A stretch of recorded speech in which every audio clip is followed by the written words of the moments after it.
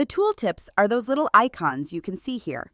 We have tooltips for materials, we have tooltips for parameters, and we have tooltips for items.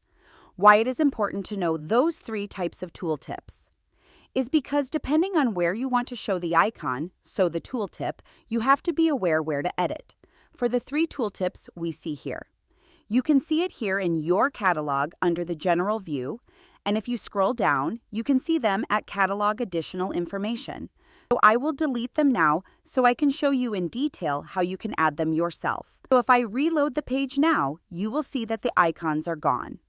So the first tooltip I want to add is the one for the add-ons, and those are the item tooltips.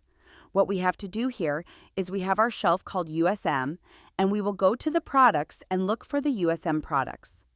Go in there and then down to product information. Here we can add the tooltip called item, and we can just write here. And we save it, reload, and then we can see our message here.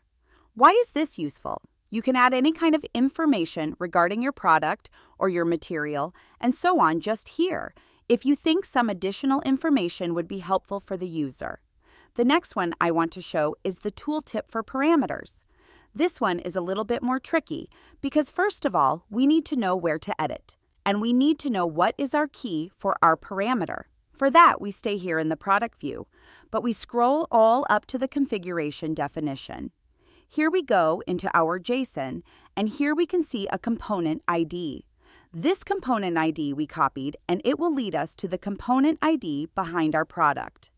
So we go into our overview, into the components, and here we will search for the exact component ID, and it will show us our component. And here we will scroll down again to our component definition, and there we have to search for depth, and we have to search for this part in our component definition, where we have our labels. And the key, that's the parameter that we have here with our three options. We call that part property. And here it's very important that we copy the key for our parameter, and then we go back to our general view in the catalog, scroll down again, go to add additional content. Here we will add our key and also the text that we want to be shown, and it wants us to add the component where we want to have to show it. And then we click, save, reload again. And now we can see our tooltip here, the parameter, and the first tooltip I want to show you is the material tooltip. So we go to the materials, and here we look for our white material. Click here, scroll down again, and the material embedded information. Here we click on Add Content, and here we have the material type for tooltip, and here we again say is a material. Save it, and then we see the tooltip again. What can also be added to all the three types of tooltips are links.